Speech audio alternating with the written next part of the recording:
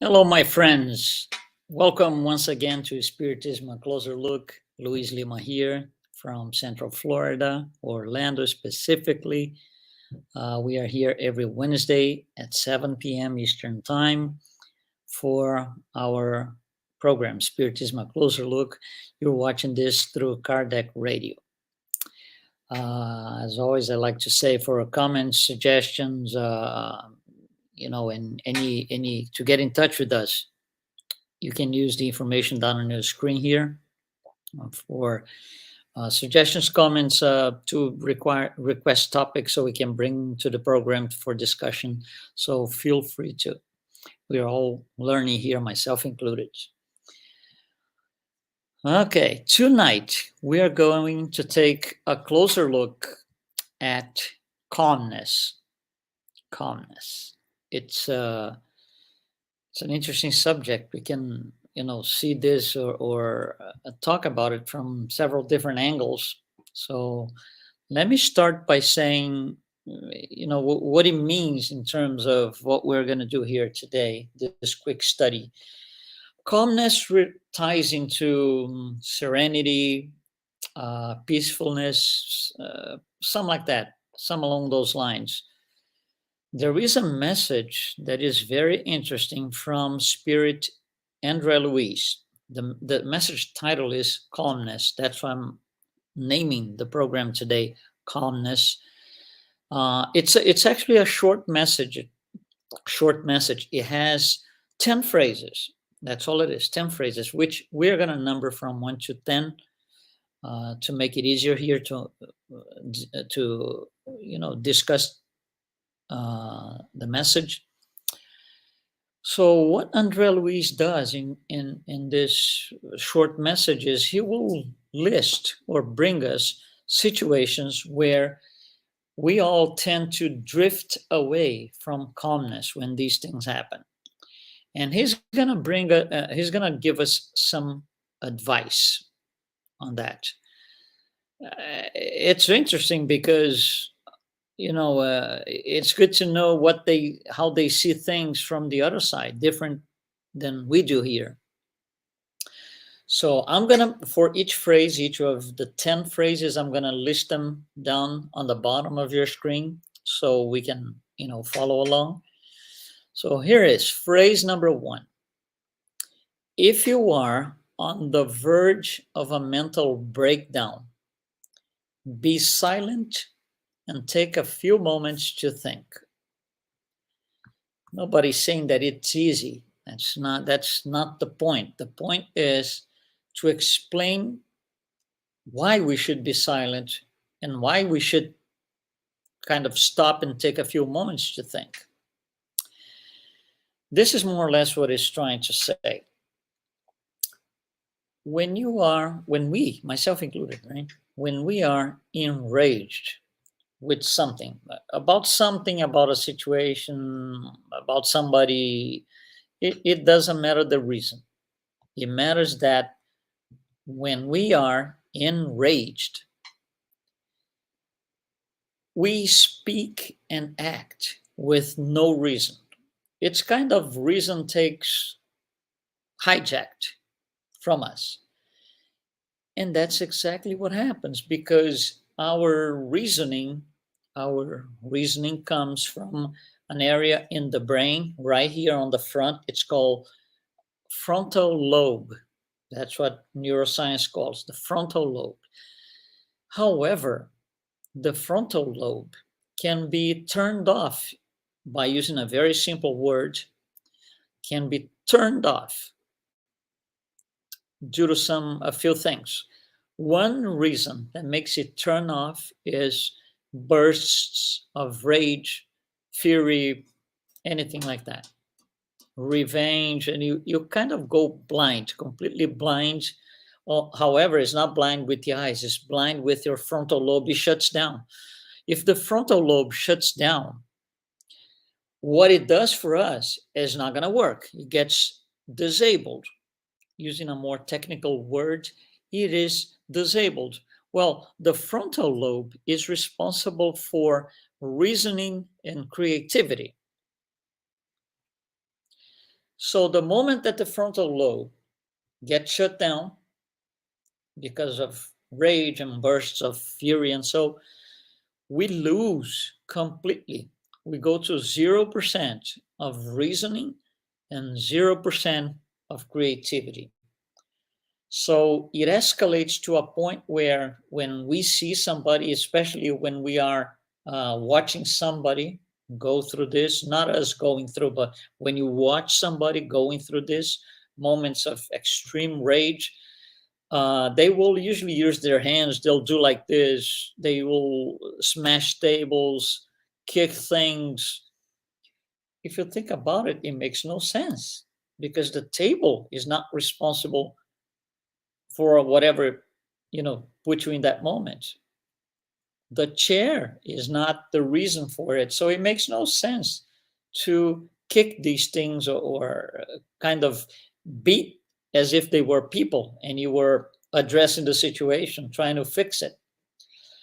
When you do this, it is clear that you lose your creativity. So the tendency is to repeat the same thing over and over again. So let's just say, as an example, that in the moment of rage, in the moment of a burst of rage comes in, and I'm gonna just tell a person, for example, I want to smack you in your face. Okay. So when I have no creativity, I'm gonna start repeating this over and over again, like a broken record, because I lost my ability to create a different phrase. My creativity went to a flatlined. So I'm flatlined on creativity and reason. And I keep repeating that. That's what happens when we are on the verge of a breakdown. And that's why the advice is be silent. Stop speaking because you're the broken record right now. So stop playing the record. Hold on. Take the stylus, right? Bring it up. Stop playing the record. And take a few moments to think because you're not thinking. Reason is flatlined. So stop, just you need to go out of the room that you are, of the environment that you are. Just go out. Just stop. Reasoning will come back so you will be able to think again. And then we can act upon the situation. Again, if we flatline on our reasoning and creativity, we are just like an animal bursting of fury. Makes no sense. So that's the first advice. So that's the phrase. That's what the phrase means. If you are on the verge of a mental breakdown, be silent and take a few moments to think. Phrase number 2. If the reason for the mental breakdown, okay, if the reason is an illness in the body itself, restlessness yields the worst. Restlessness brings the worst. We discussed this last week. All illnesses originate in the soul, all of them. The physical body is a mirror of our soul, in a way. So restlessness contributes to imbalance. It's like the moment of fury, right? It doesn't contribute to anything. Restlessness contributes to imbalance. It feeds the devil, if you will, the devil being what you're going through. It will make you worse. It will bring negative vibrations instead of giving us, peace of mind to say, okay, this is a difficult situation. I'm in it. Let me just breathe and see what I can do. So it's no point of, making use of restlessness. Calmness, peace, relaxation, those are things that will produce positive vibrations to offset the negative vibrations that are trying to emerge. Well, we need to understand the process.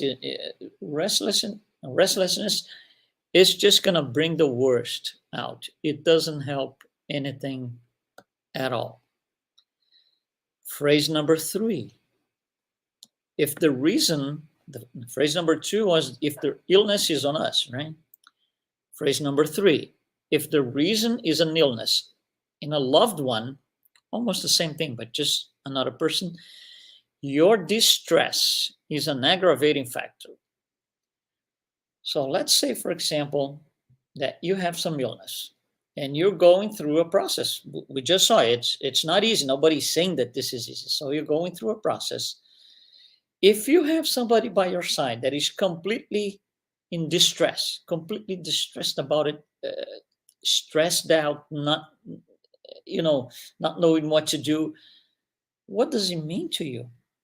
It means it's aggravating the process, the whole thing. It's an aggravating factor.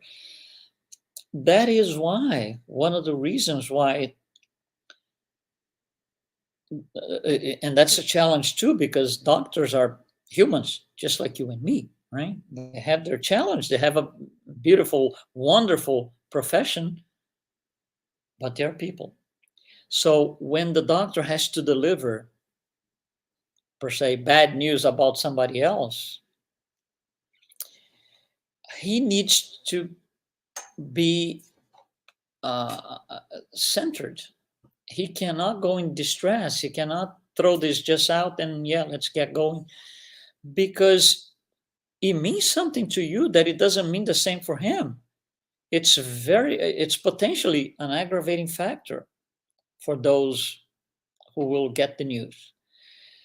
And if you get into distress, you will not contribute to the process of the loved one getting out of it or undergoing the process. So that's what André Luiz is saying. Distress aggravates the process. It doesn't make anything any better. Phrase number four. If you suffered material damage, complaining is a late bomb launching a new case.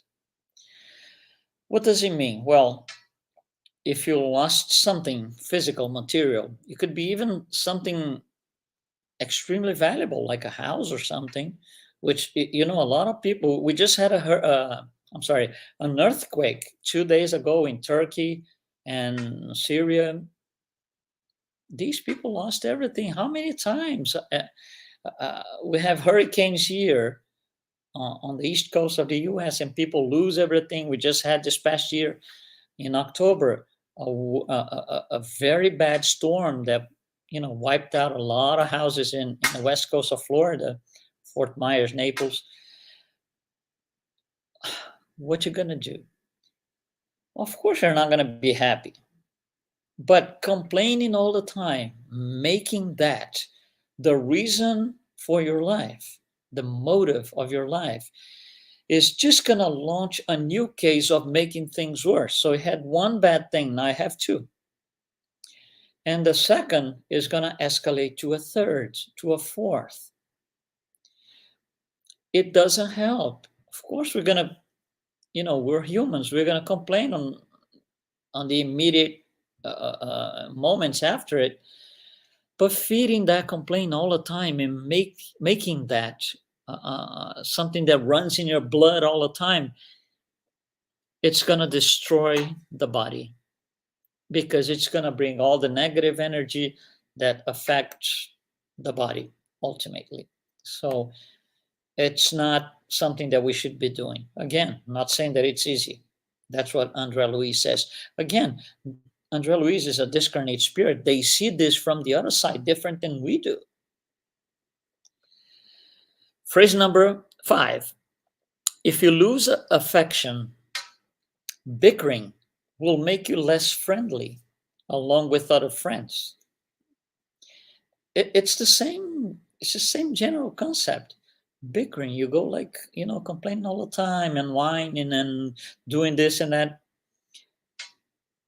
Again, it's not easy, but it's not going to help.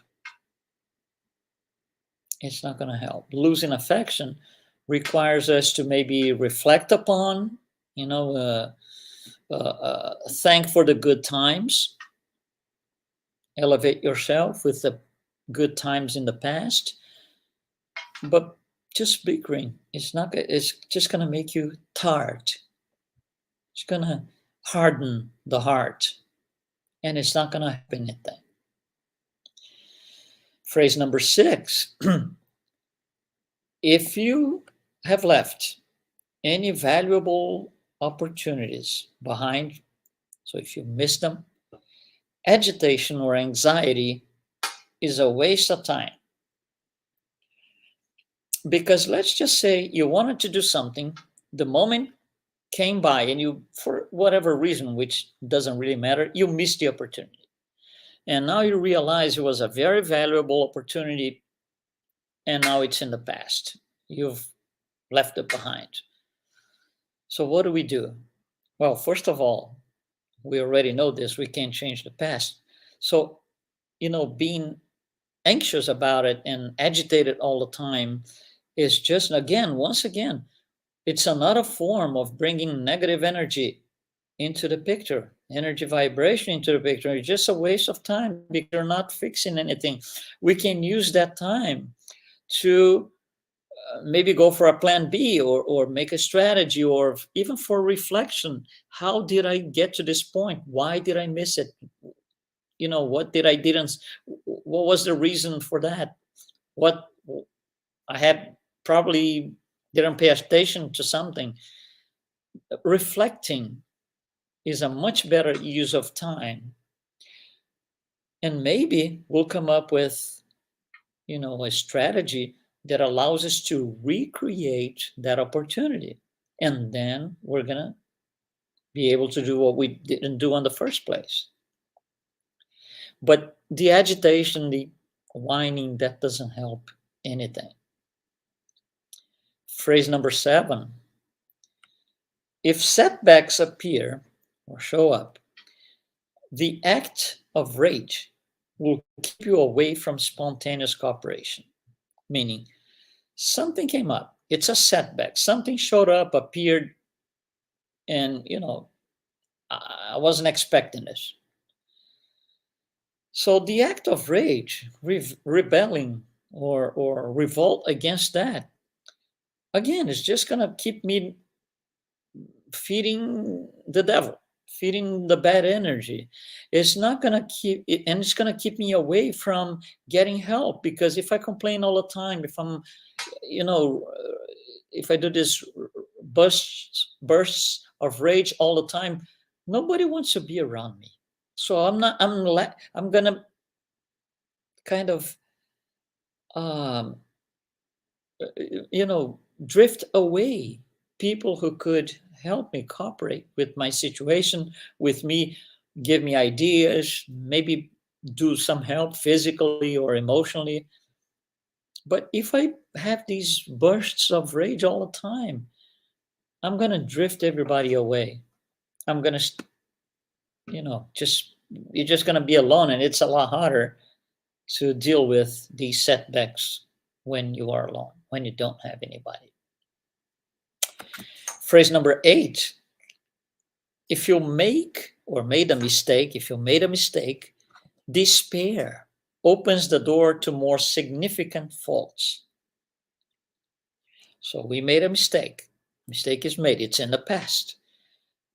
If I'm going to despair, meaning use my present to not address because I really can't, but to use my present to start to keep going to the past all the time because of a mistake, I'm going to tie myself into that moment. I'm going to tie myself into the past. And if I tie myself into the past, I cannot progress. I cannot go forward because it's like pulling me back. So despair does that. It causes significant other faults to come around because it creates this magnet that puts me in the past. So it's going to bring past content that not necessarily I have to relive.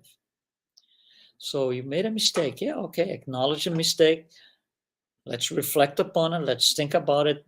How, why, why did this outcome took place? What reasons, what did I do or didn't do? And then don't despair, because you will open the door for more trouble. And nobody wants that. Phrase number 9. If you didn't achieve what you wanted, impatience will widen the distance between you and your goal. That's a great phrase. I'm going to read this again. If you didn't achieve what you wanted, impatience will only do one thing: widen the distance between you and your goal. Typical, easy to understand example: traffic jam. So you are in traffic and you go, and everything is going well, going through traffic and then you figure, well, I'm going to get to my destination in, let's just say, 10 minutes. So I'll be there in 10 minutes. So in between that point and your goal, there's a tremendous traffic jam. Maybe the highway is closed or the freeway is closed or the roads are closed for whatever reason that you have absolutely no control over and you can't fix yourself. It's outside our ability to fix. There was an accident on a highway and the highway is closed. I can't snap my fingers and get everybody out so I can pass. I can't. So now what happens is I'm stuck in traffic and, I was projecting 10 minutes to be at my destination. So now 3 minutes are gone. 4 minutes are gone. We start developing impatience. We become impatient. So there's a point where, let's say, 8 minutes have passed. I was expecting 10. So for 8 minutes, I'm sitting in the same place in traffic. Didn't move a bit. At that point, we have the impression that a very long time has passed. And the place that I want to go is really, really far away now. You see, it's not far away in distance. The distance didn't change. It's far away in time. But our idea is that it became really, really, really far away. So that's what he's saying. Impatience widens the distance between you and your goal. I'm still going to get to my goal. The only difference is, instead of 10 minutes that I expected when the whole thing started, it's going to be 15, maybe 30 minutes. Even if it's 30 minutes, 3 times longer than I expected. But we have and then when we get home, we're going to say, oh my God, I was in traffic for an eternity. It wasn't an eternity. It was just 30 minutes. But you see how the frontal lobe sees this. That's what it's trying to explain to us here. And the last phrase number 10.